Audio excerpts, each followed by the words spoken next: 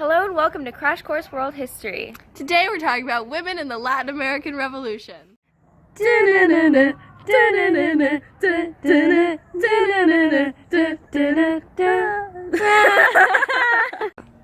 Oh, hi.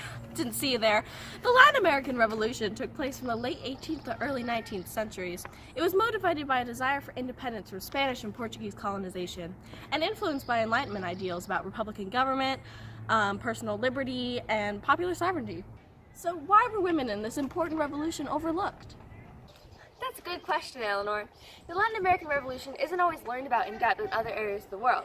The passage of time leads to information being lost, and women who gave their lives for these revolutions are sometimes overlooked and forgotten in our history study. One reason for this is because Latin America is very influenced by the values of the Catholic Church and patriarchal structures.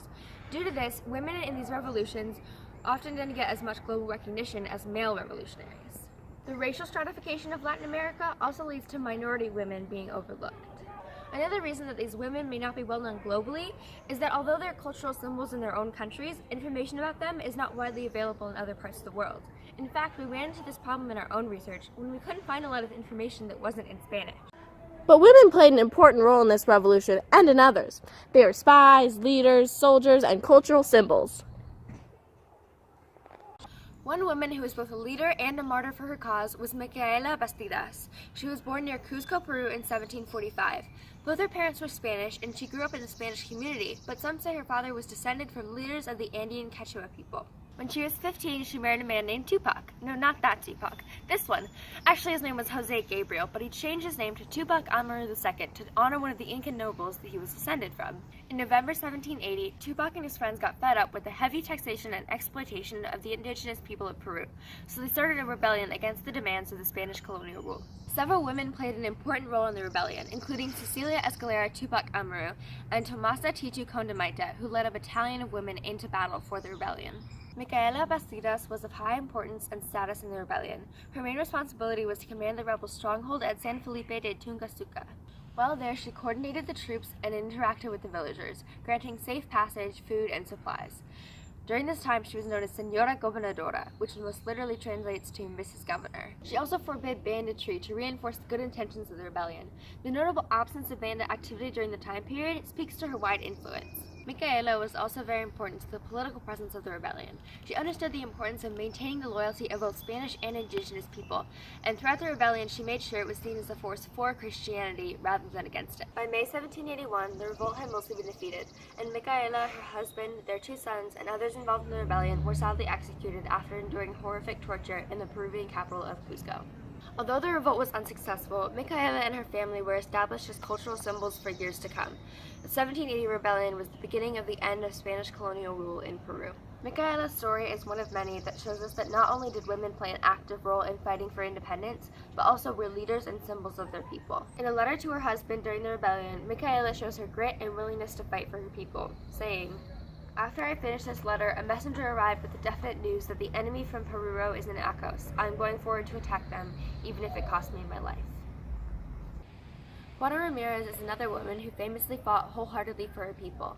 Juana was born as a slave in 1790 in Guaraco, Venezuela. On April 19, 1810, when the Venezuelan War for Independence broke out, Juana was living in the city of Maturin. Already a patriot, she quickly got involved in the struggle by supporting and helping troops. In 1818, during the Battle of Alto de los Godos, Juana led a battalion of 100 women as an artillery unit, defeating the Spanish general Domingo de Monteverde. Because she was the first to advance on the enemy during the war, and she did so with so much gusto, she was given the nickname La Avanzadora, or the Advancer.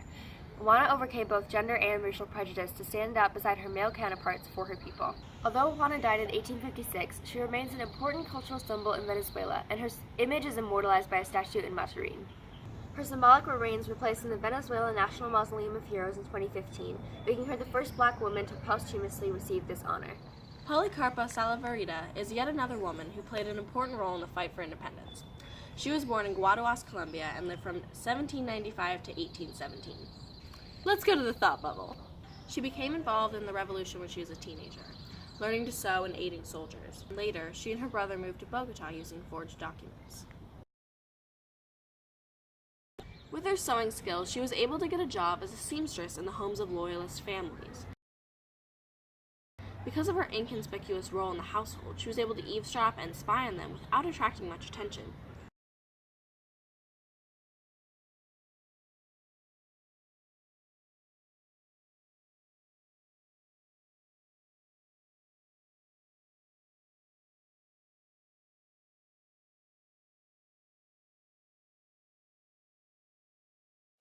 She then passed on the information that she collected to the underground resistance.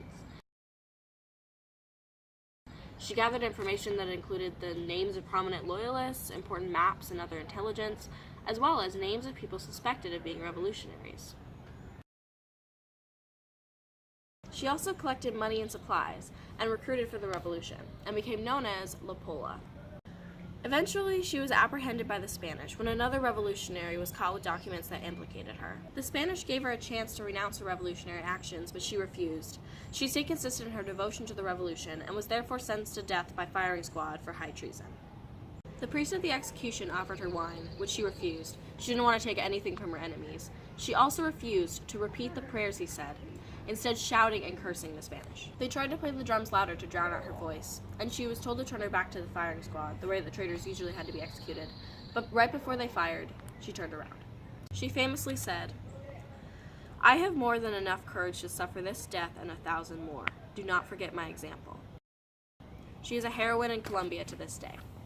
The day of her execution, November 14th, is now celebrated as the Day of Colombian Women, and she is the only non-fictional woman who has been featured on the Colombian pesos. Policarpa represents the power and devotion of the women in this revolution. Women have always been involved in the world's power struggles, revolutions, and transitions, but often go unrecognized or unappreciated. The obvious power of these women is a direct challenge to patriarchal structures in our society and to our ideas about women throughout history. But to forget the sacrifices and devotion of these women would be a great disservice to them, to ourselves, to our world, and to our history. So in conclusion, it couldn't have gone down without women. I like it.